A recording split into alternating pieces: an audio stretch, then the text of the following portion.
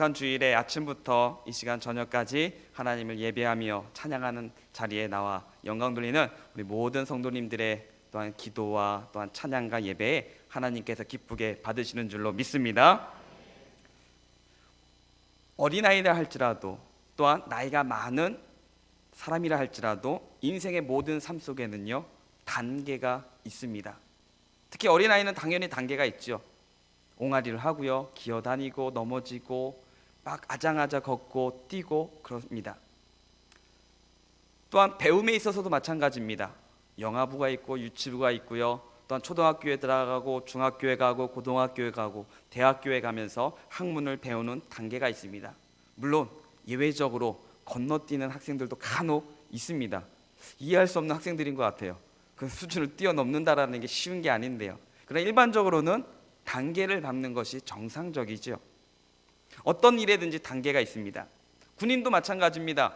군인이라면 전쟁에 나가서 싸우는 사람들입니다. 그러면 군대에 가자마자 총 쏘는 거, 수류탄 던지는 거, 지뢰 씹는 거, 폭파하는 거, 이것을 배워야 되는데요, 군대 가면 제일 먼저 하는 것은 차렷, 열중시엇, 앞으로 가, 뒤로 돌아, 좌양자, 우양우, 경례, 이거를 2, 3일 동안 계속 하는 겁니다. 아침부터 저녁까지요.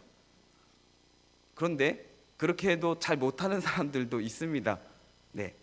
그런데 그렇게 하고서 한 명 한 명이 군인으로 되어갑니다. 그러면서 총을 이제 잡고 훈련을 하면서 하루하루가 지나갈수록 군인다워지죠. 한 번에 군복 입었다고 해서 군인이 되지 않습니다. 훈련을 통해서 단계를 밟아가야만 합니다.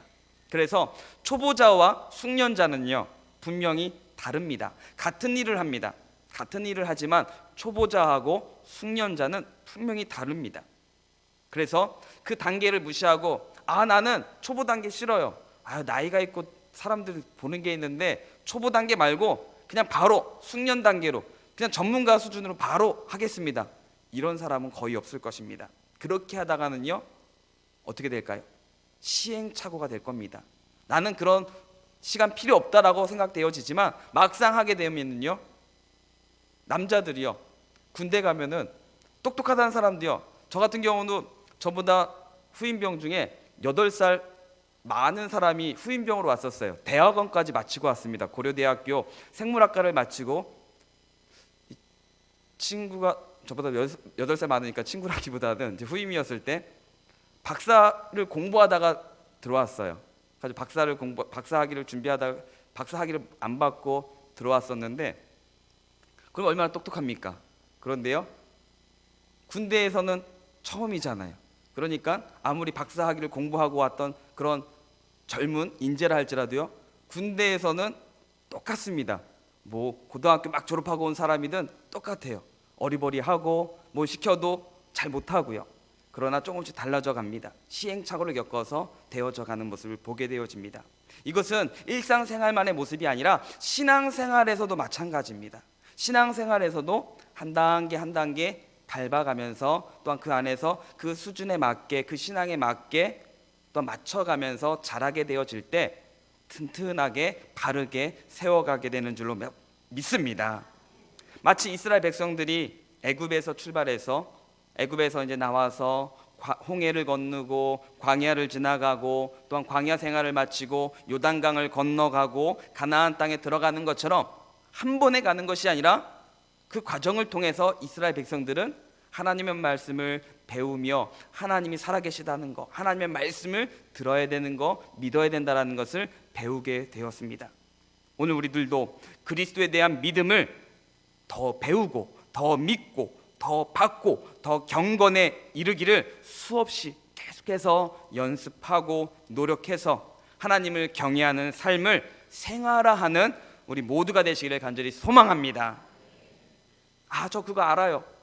네, 안다라고 하는 것으로 끝나지 않고 그것이 우리 생활 속에 나타나는 그런 삶이 되어야 합니다. 신앙의 초점, 신앙생활할 때 어떤 곳을 바라보고 가느냐? 그것은 오직 예수 그리스도죠. 우리가 성경을 읽을 때에도 성경에는 많은 교훈적인 것도 있고요, 재미있는 부분도 있고요, 우리에게 또한 많은 도움이 되는 말씀들도 있습니다. 그런데 구약을 읽고 신약을 읽고 또한 설교를 듣고 성경 공부를 하더라도 우리가 절대로 잊어버리지 말아야 될 것은 예수님이죠. 성경을 읽을 때 예수님을 잊어버리면 안 되고요. 우리가 또한 신앙생활하면서도 예수님을 잊어버려서는 안 됩니다. 그래서 예수님을 아는 것, 이것이 우리의 초점이 되어야 합니다. 그래서 얼마나 예수님을 아느냐에 따라 우리의 신앙의 단계는 달라질 것입니다. 우리 어린아이들에게, 이제 유치원 학생들에게 이제 글씨를 가르쳐줘요. 막 글씨를 배우면은 와, 똑똑하다, 너 천재인가 봐, 이렇게 말을 해요.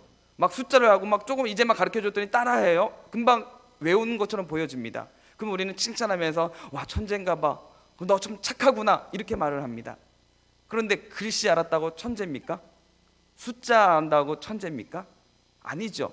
나중에 사람 다 이제 성인이 되어지고 조금씩 배우게 되면 가장 기본적인 거죠. 가장 기본적인 거지만 그 수준에서는 정말로 잘하는 거고 뛰어난 것입니다. 오늘 우리 또한도 예수님을 알아가는, 또한 예수님 말씀을 통해서 또한 예수님이 어떠신 분인지를 우리가 배우면서 그분이 어떠신 분인가를 우리가 알면 알아갈수록 우리의 신앙 또한도 함께 자라는 줄로 믿습니다. 그래서 오늘 본문 18절에 보시면 그를 아는 지식에서 자라가라 라고 말씀합니다. 오늘 베드로 후서는요, 베드로 사도가 이제 순교하기 직전에 또한 사역의 후반기, 즉 노사도 때, 사도로서 사역을 다 감당하고 노년기 때 후반기에 쓴 하나님의 말씀입니다. 그러기에 그의 삶 속에서 정말로 그를 아는, 예수 그리스도를 아는 지식에서 자라가라는 이 말씀은요, 단지 사도니까 목회자로서 당연히 성도에게 하는 그런 메시지가 아니라 사도 베드로의 일생의 삶을 통해서 자기가 예수님을 따라다녔고 또한 예수님을 통해서 말씀을 듣고 또한 열정적으로 힘을 다해서 복음을 전했던 그런 시간도 있었고요. 또한 나이가 들고 또한 지치고 또는 힘들고 하는 후반기 가운데 있는 가운데 자신의 일생의 삶을 통해서 나오는 그 체험의 고백이 오늘 본문 18절의 말씀, 예수 그리스도를 아는 지식에서 자라가라 라고 말씀하고 있습니다. 지난주에는 누가복음 5장을 통해서 예수님께서 베드로를 만나주시는 가운데 예배에 대한 말씀을 드렸습니다. 오늘은 이 사도 베드로가 또한 믿음이 성장하면서 자라는 가운데 보여줬던 그 단계를 우리가 함께 살펴보면서 오늘 우리의 믿음도 한 계단 한 계단 성장하며 나아가는 삶이 되시기를 소망합니다. 그렇다면 사도 베드로의 첫 번째 신앙의 단계는 어떤 단계였을까요? 그것은 바로 예수님을 발견하는 단계였습니다. 예수님을 발견하는 것. 누가복음 5장, 우리 지난 시간에는 5장 1절부터 7절까지 살펴봤는데요. 5장 그 이후에 8절부터 10절 말씀해 보시면 이렇게 말씀합니다. 시몬 베드로가 이를 보고, 물고기를 많이 잡았습니다. 이를 보고 예수의 무릎 아래 엎드려 이르되 주여 나를 떠나소서 나는 죄인이로소이다 하니 이는 자기 및 자기와 함께 있는 모든 사람이 고기 잡힌 것을 말미암아 놀라고 세베대의 아들로서 시몬의 동업자인 야고보와 요한도 놀랐음이라 라고 말씀합니다. 베드로는 게네사렛 호숫가, 갈릴리 호숫가의 어부였습니다. 또 예수님 소문으로만 듣거나 또 지금 예수님을 만나서 예수님의 설교를 이제 들었습니다. 예수님이 함께 배에서 설교하시는 것을 들었지요. 그게 전부였습니다. 그런데 베드로에게 예수님께서 말씀을 이제 다른 사람들을 전할 때 베드로 함께 들었고요. 말씀을 마친 다음에 베드로에게 뭐라고 말씀하십니까? 깊은 데로 가서 그물을 던져라 라고 말씀하시죠. 그때 베드로가 뭐라고 대답합니까? 선생님, 우리들이 밤을 새워 수고하였으되 잡은 것이 없지만은 말씀에 의지하여 내가 그물을 던지겠습니다 라고 고백합니다. 그때 예수님을 가리켜서 선생님이라고 대답을 했습니다. 베드로는 예수님의 말씀도 들었고 예수님의 말씀에 순종할 때에도 그때 예수님을 향해서 주님이라고 표현하기보다는 선생님이라고 표현했습니다. 그런데 예수님의 그 말씀에 순종해서 그물을 던졌더니 어떻게 됩니까? 많은 물고기를 잡았습니다.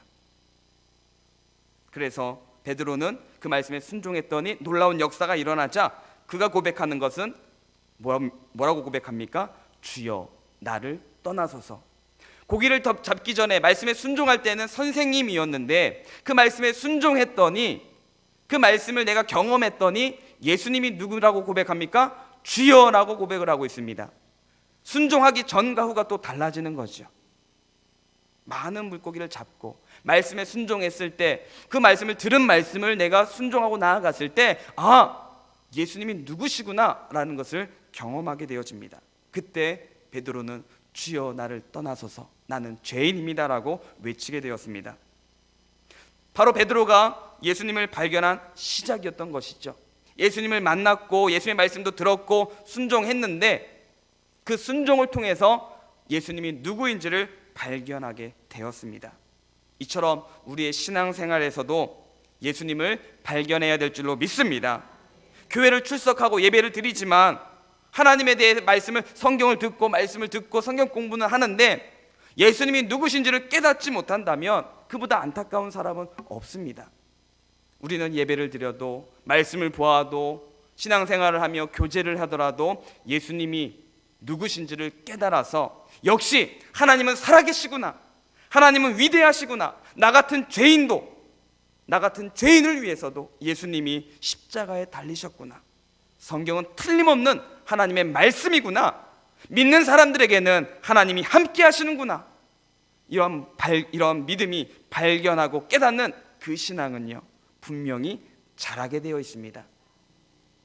왜냐하면 이것은 제가 그냥 드리는 말씀이 아니라 골로새서 1장 6절에 보시면 이렇게 말씀합니다. 이 복음이 이미 너희에게 이름에 너희가 듣고 참으로 하나님의 은혜를 깨달은 날부터, 너희가 듣고 참으로 하나님의 은혜를 깨달은 날부터 너희 중에서와 같이 또한 온 천하에서도 열매를 맺어 자라는도다 라고 말씀합니다.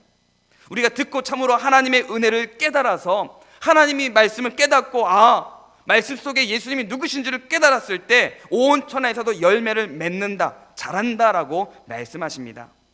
오늘 우리 또한 말씀 속에서 또 우리에게 계속해서 주시는 그 말씀 속에서 하나님의 은혜를 발견하고 깨닫는 역사가 있기를 소망합니다. 어느 목사님이 설교 가운데 예화로 말씀하신 가운데 어느 성도님의 간증을 말씀하신 적이 있었습니다. 이때 이 성도님이 이제 믿기 전에 있었던 사건이었습니다. 믿지 않을 때였는데요, 부인이 이제 귀신이 들렸다고 합니다. 그래서 귀신이 들리는데 안 믿을 때니까, 안 믿는 사람들이 귀신이 들리면 가장 기본적으로 하는 게 뭘까요? 굿이죠. 무당에게 찾아가서 굿을 하는 겁니다. 그러니까 이 사람도 이제 신앙생활을 하지 않으니까 아내를 위해서 무당을 찾아갔더니 무당이 역시나 하는 말이 굿을 해야 된다는 거예요. 당신 집에 가서 굿을 해야 된다는 겁니다. 그래서 이 남자는 어쩔 수 없잖아요. 그래서 무당을 집으로 불러서 이제 굿을 벌입니다. 근데 이 무당이 이제 굿을 하다가 이 남편에게 부인 앞에 무릎 꿇고 빌라는 것입니다. 그 남편은 근데 무당이 시키고 아내를 위한 것이니까 하긴 합니다. 그런데 빌라고 하는데 이거 뭐라고 빌어야 될지, 어떻게 빌어야 될지를 모르겠다는 겁니다. 뭐라고 빌지? 어떻게 되지? 이게 모르니까 그러다 갑자기 딱 떠오른 게 뭐냐면은 어렸을 때 주일학교 때 교회를 다닌 적이 있었는데 주기도문 했던 게 기억이 그때서야 딱 떠오르답니다. 그래서 그때서 이제 빌라고 하니까 그냥 주기도문을 외웠대요. 주기도문을 막 외웠더니 이제 무당 굿을 할 때 보면은 막 촛불도 켜놓고 막 그러잖아요. 근데 부인 앞에서 막 주기도문을 외웠더니 촛불이 꺼지더랍니다. 그러니까 남편이 깜짝 놀라서 무당한테 촛불이 꺼졌는데요? 그러는 거예요. 무당이 또 깜짝 놀라서 다시금 부인한테 빨리 무릎 꿇고 더 빌라고 그러는 겁니다. 그래서 이 남자는 또 주기도문 하던 거 계속 하는 거예요. 주기도문 하나 끝나면 또 하고 하는 겁니다. 그러더니 또 촛불이 꺼지는 거예요. 한 3번 그러는 겁니다. 그랬더니 촛불이 또 꺼졌어요. 그러니까 무당이 겁이 나서 안 되겠다, 나 그냥 가겠다고 하면서 무당이 가더래요. 그냥 마무리도 안 하고 도망가다시피 가더랍니다. 그 이 남편이 아니 뭐야 이거 이러면서 무당도 귀신도 무섭다고 하는 그 예수, 나 어렸을 때 주일학교 다녀서 잠깐 다녔던 적은 있는데 그때 기억이 살살 이제 떠오릅니다. 그래? 그렇다면은 무당도 저렇게 겁이 나서 도망간다면은 차라리 그러면은 예수를 믿어볼까 하는 마음을 갖기 시작했다고 합니다. 그래서 이제 아주 귀신들이 아픈 아내를 데리고 이제 같이 교회를 다니기 시작했어요. 그 아내를 위해서 또 교회를 다니면서 이제 기도를 하고 다 같이 또 같이 기도해 주죠. 그러면서 기도하다가 부인의 병도 낫고 또한 또 참된 성도로 신도로서 세워져 갔다라는 간증을 들은 적이 있습니다. 이렇게 깨닫게 되어지면 뭔가 작은 것이라 할지라도요, 예수님이 정말 계시구나, 뭔가 살아계시구나, 뭔가 역사하시는구나, 정말 되는구나 라는 것을 깨닫게 되어지면요, 그 믿음은 자라게 되어 있습니다.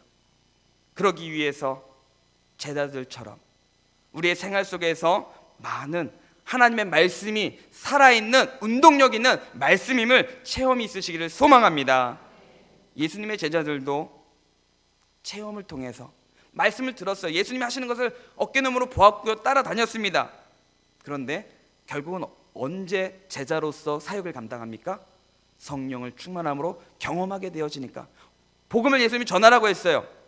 어떻게 전하지? 겁이 났겠죠. 예수님을 따라다닐 때 예수님이 다 하셨는데 2명씩 짝을 지어서 보내십니다.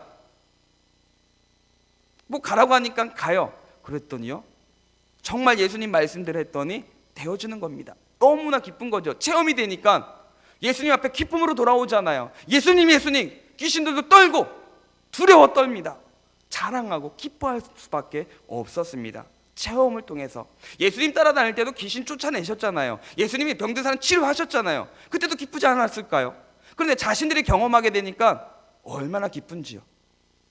오늘 우리 또한도 많은 간증들을 듣습니다. 물론 들을 때에도 정말 하나님 살아계시구나, 아멘 합니다. 그런데 그보다 어떻습니까? 내가 경험하게 되어지면 하나님의 말씀이 우리 가정에서, 우리 사업장, 직장에서, 내 생활 속에서 성취되어지고 이루어지게 되어지면요, 다른 사람이 뭐라고 해도 절대로 무너지지 않죠. 아니, 그럴 리가 없어. 왜요? 내가 경험을 했는데, 내가 체험을 했는데. 오늘 우리 또한도 하나님의 말씀을 경험하고 또한 체험해서 믿음이 자라기 시작하시기를 소망합니다. 예수님의 많은 기적은요, 제자들에게 보여주시고 경험하게 하시고 체험을 통해 믿음을 주시기 위함이었습니다. 그들을 자라게 하기 위함이었어요. 예수님이 자랑하기 위해서 내 능력 보여줄게, 내가 어떤 사람인지 내가 보여줄게, 이것이 아니었습니다. 그들을 위해서 다 보여주신 것이었습니다. 그러기에 우리가 말씀을 경험하고 우리의 생활 속에서 말씀이 성취되어지는 것은요, 우리의 믿음의 귀한 밑거름이 되는 줄로 믿습니다. 그러므로 하나님의 말씀이 우리 생활 가운데 성취된 것을 항상 믿으시면서 경험하시면서 예수님을 발견하는 우리 모두가 되시기를 소망합니다. 그래서 사도 베드로는 먼저 예수님의 말씀을 들었습니다. 즉 예배의 자리에 있었죠. 말씀을 듣고 순종했습니다. 그 순종을 통해서 하나님을, 예수님을 발견하게 되었습니다. 오늘 우리 또한도 예배의 자리에서 또한 말씀을 또한 개인적으로 묵상하시고 성경 공부하시고 찬양하며 기도하는 가운데 예수님을 발견하고 깨닫게 되시기를 소망합니다. 두 번째로 사도 베드로의 두 번째로 자라는 단계는 바로 예수님을 향한 확신이었습니다. 예수님이 누구신지를 알아서 두려웠어요. 그래서 나는 죄인입니다, 주님 저를 떠나십시오 라고 했습니다. 그러나 주님께서는 떠나시기 위해서 온 것이 아니잖아요. 베드로를 제자로 삼고 그를 바꾸시기 위해서 오셨습니다. 그래서 예수님은 그를 떠나지 않으셨죠. 예수님을 계속 체험합니다. 그래서 예수님은 베드로를 제자로 삼고 그와 함께 다닙니다. 그러면서 계속 체험하던 베드로는 예수님이 보통 분이 아닌 것을 알게 되어지죠. 하나님이 보내신 메시아, 나의 생명의 구세주라는 것을 깨닫게 되어집니다. 발견하게 되어지고 확신을 갖게 되어집니다. 그래서 마태복음 16장을 보시면 예수님과 제자들의 대화가 나오는데요, 예수님께서 사람들이 인자를 누구라 하느냐라고 물으실 때 제자들이 이르되 더러는 세례 요한, 더러는 엘리야, 어떤 이는 예레미야나 선지자 중에 하나라 하나이다 라고 대답합니다. 그러자 예수님이 또 물으시죠. 그러면 너희는 나를 누구라 하느냐라고 할 때 제자들이 머뭇거림 없이, 그때 제자들은 또한 서로 눈치 보고 있을 때 베드로가 머뭇거림 없이 먼저 대답합니다. 주는 그리스도시요 살아계신 하나님의 아들이십니다. 예수님을 존경하는 스승, 그 수준이 아닙니다. 예수님이 나의 스승이죠. 난 주님의 제자입니다. 이런 마음이 아니라 그 지금 예수님을 나의 스승이지만 자신의 구주로, 나의 구세주로 고백하고 있습니다. 예수님을 정확하게 보고 확신하는 거죠. 대답 잘못하면 어떡하지? 막 긴가민가 하는 것이 아니라, 또한 다른 제자들의 눈치 보고 있을 때 사도 베드로는 그 앞에서 당당하게 주님은 나의 구세주이십니다라고 고백을 하고 있습니다. 왜요? 확신하기 때문이죠. 아무리 예수님의 기적을 보고 예수님을 존경해도 예수님이 나의 구주라는 사실을 확신하지 못한다면, 믿지 못한다면 하나님의 자녀가 될 수 없습니다. 병 낫는 거요? 병 고침 받는 거요? 기적이 일어나는 거요? 교회 안에서만 일어날까요? 절에 가서도 기적은 일어납니다. 안 믿는 사람들도요. 근데 아까 이제 무당을 하나 얘기 드렸는데요. 무당에게 병 나았다라고 말하는 사람들도 있습니다. 사탄도 병을 치료하기도 합니다. 병 자체가 병 나았다라는 것, 기적이 되었다라는 것이 우리를 구원해 주는 것은 아닙니다. 내가 예수님을 존경하는 것, 인격적으로 많은 예수님의 가르침 들어보면 나쁜 말 없죠. 나쁜 말씀 없습니다. 다 따라야 되죠. 너무 좋은 말씀이에요. 존경해요. 그런데 그 예수님이 나의 구세주라는 거, 난 그건 확신할 수가 없어 한다면 그 사람은 하나님의 자녀가 아직은 될 수가 없습니다. 주님께 고침을 받고 사랑을 받아도 나를 피로 사신 예수님, 나의 주인이시고 또한 왕이시며 나의 신랑 되시는 예수님 오셨고 오시고 계시며 장차 오실 나의 구주 예수님으로 믿지 않는다면 아무리 교회를 오래 다니고 직분을 가지고 있고 봉사를 하더라도 소용이 없습니다. 성경은 우리에게 예수님을 알려주기 위한 말씀이죠. 그래서 구약과 신약으로 나눠질 때 중심은 예수님입니다. 예수님을, 구약은 오실 예수님, 신약은 오신 예수님, 그리고 다시 마지막 오실 예수님을 우리에게 보여주고 있습니다. 그러므로 어떤 놀라운 것을 보았다거나 또 놀라운 은사를 받았다고 교만하지 마시기 바랍니다. 그것은 우리가 자랑하기 위해서, 다른 사람보다 자랑하라고 주신 것이 아니라 우리에게 믿음을 주시기 위한 하나님의 은혜이지 우리가 교만하게 하시기 위한 것이 아닙니다. 요한복음 20장에 보시면 도마에게 옆구리에 창자국과 손에 못자국을 만지게 하시는 장면이 나옵니다. 이것도 도마에게 어떻게 합니까? 도마가 그렇게 하지 않으면 믿지 않기 때문이에요. 왜 예수님 도마에게만 옆구리와 손에 만지게 해주십니까? 저도 만지게 해주십시오. 자랑거리가 아니라는 겁니다. 도마는 넣지 않으면, 내가 옆구리와 손에 창자국과 못자국에 넣어보지 않으면 믿지 못한다 라고 말하니까, 그래 그러면 너 넣어보고 믿어 라고 하시는 거죠. 다행히 도마는 뭐라고 말씀합니까? 나의 주님이시요 나의 하나님이십니다 라고 고백합니다. 예수님이 나의 구주이심이 마음에 믿어진다면 은혜를 받은 것이고, 아직 믿어지지 않는다면 오늘 우리는요, 나는 안 되는구나, 돌아가는구나, 나는 이제 다음부터 나오지 말아야지, 이게 아니라 주님 나에게도 은혜를, 나에게 믿음을 달라고, 나에게도 믿음을 주시옵소서라고 기도하시기를 바랍니다. 그래서 믿음의 단계와 수준은 다를지라도 우리의 그 수준에서 성장되어질 때 하나님께서는 너 왜 지금까지 이 정도밖에 못했니가 아니라 잘하고 있어. 우리 어린아이들 한 명 한 명마다 그러잖아요. 천재야, 너 똑똑하구나 막 격려하듯이 우리 주님도 마찬가지로 우리의 믿음이 성장되어질 때마다 부모가 자녀를 보면서 기뻐하듯이 기뻐하시며 격려하시며 또한 힘을 주시는 줄로 믿습니다. 베드로의 단계는 먼저 예수님을 발견합니다. 그리고 발견한 그 예수님을 확신하죠. 믿는 것이었습니다. 그리고 마지막 세 번째로 베드로의 그 신앙의 단계는 예수님을 따르는 신앙이었습니다. 예수님이 누구신지를 알았어요. 주님 나의 주님이십니다. 또한 그 확신을 가지고 고백을 합니다. 그런데요, 따르지 않는다면 소용이 없겠죠. 그냥 지식으로 학문적으로 논문을 쓰고 책을 쓰고 막 쓰는 거하고 다를 게 없습니다. 우리의 신앙은 예수님을 따르는 신앙이 되어야 할 줄로 믿습니다. 요한복음 21장 19절에 보시면 예수님께서 이제 다시금 베드로를 만나 주셔서, 사도 베드로를 만나 주셔서 그를 다시금 회복시키신 다음에 마지막 하시는 말씀이 뭐냐면은 나를 따르라라고 말씀하십니다. 그의 상처를 치유하시고 그를 회복하신 다음에 마지막으로 하시는 말씀이 나를 따르라라고 말씀하십니다. 여러분, 어떤 분야든지 초보자는요 이제 어떤 것을 배워더라도 이제 이해가 되어집니다. 그런데 말 그대로 초보자이기 때문에 아는 것을 실행하는 거는 다르죠. 딱 설명해 주면 이제 알겠어요 하는데 그 안 것을 행동으로 옮기는 것은 쉽지가 않습니다. 그래서 배운 것을 또한 더 실제로 해보는 것을 연습을 부단히 해야 되는 것이죠. 그래서 말 그대로 신앙에서도 고백하는 것과 삶 속에서 행하는 것이 다를 때가 참 많이 있다는 겁니다. 우린 그것을 인정해야 돼요. 왜요? 신앙의 단계 속에서 그럴 수밖에 없습니다. 생각해 보십시오. 이제 막 알았다고 그것을 바로 생활 속에 능수능란하게 하실 수 있는 사람이 있습니까? 초보자가?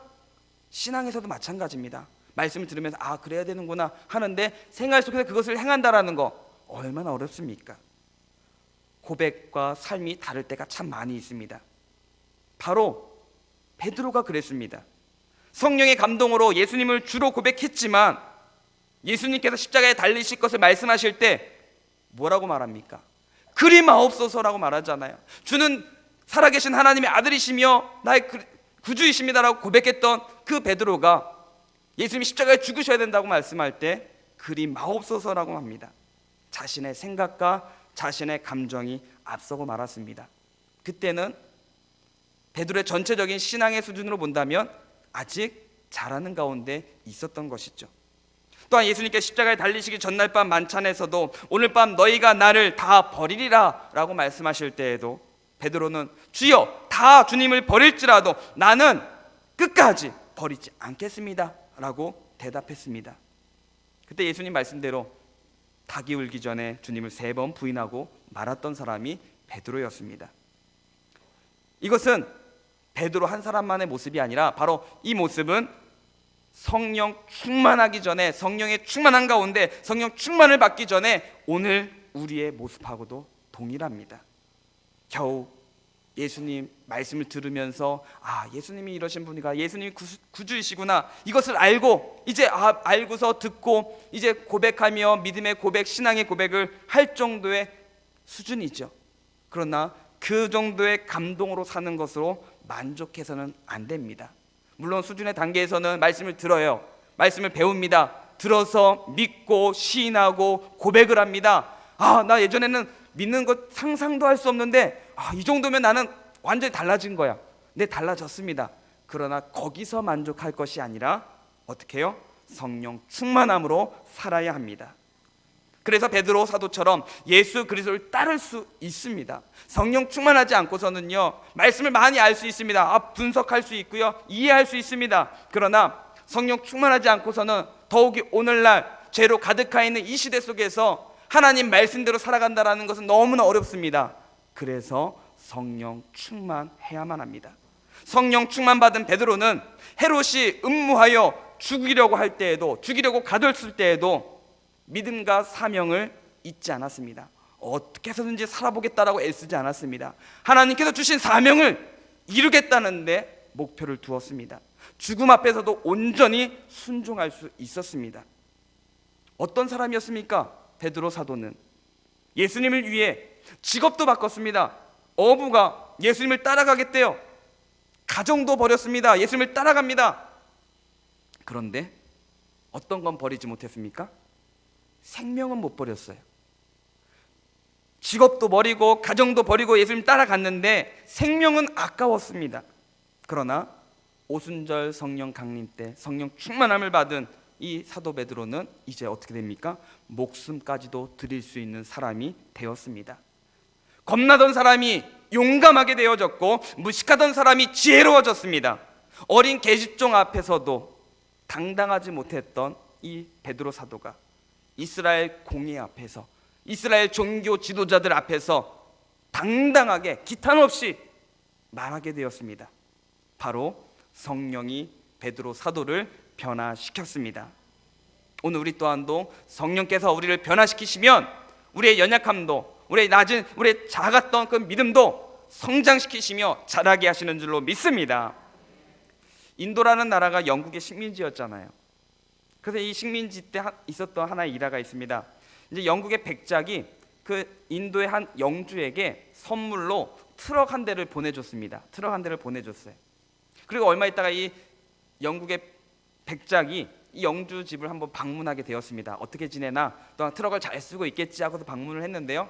웬걸요, 이 영주는요, 트럭은 한켠에 두고서 소에다가 짐을 싣고 이렇게 일하고 막 그러는 겁니다. 그러니까 백작이 봤더니 내가 준 건 쓰지도 않고 지금 뭐 하는 거지? 해서 영주를 부릅니다. 그러면서 잠깐 이리 와보세요 하면서 이제 트럭에다가 휘발유를 이제 기름을 이제 채우고요. 그리고 시동을 킨 다음에 내가 하는 거 잘 보세요 하면서 트럭에다 짐을 싣는 거예요. 영주가 그거 보더니 깜짝 놀라는 겁니다. 아니, 저 트럭 한 대에 소 몇 마리가 일을 하고 몇 마리의 짐을 실어야 할 짐들을 저 트럭 한 대에 짐을 싣고 한 사람이 그냥 운전하면서 옮기는 것을 보니까 깜짝 놀라는 것이었습니다. 성령의 은혜도 마찬가지입니다. 아무리 똑똑하고 능력이 많다 할지라도 성령께서 함께하지 않으시면 우리는 아무것도 할 수가 없습니다. 하나님은 우리의 믿음이 더 온전해지며 자라기를 원하십니다. 성령님께서는 우리를 진리 가운데로 인도하시며 자라게 하시는 줄로 믿습니다. 그러므로 우리 모두가 성령의 감동에 머물지 말고 더욱더 성령에 충만하셔서 그리스도를 믿고 또한 알고 믿고 또한 영접하여 순종하고 온전히 따르는 참된 알곡 성도들이 되시기를 예수 그리스도의 이름으로 축원합니다.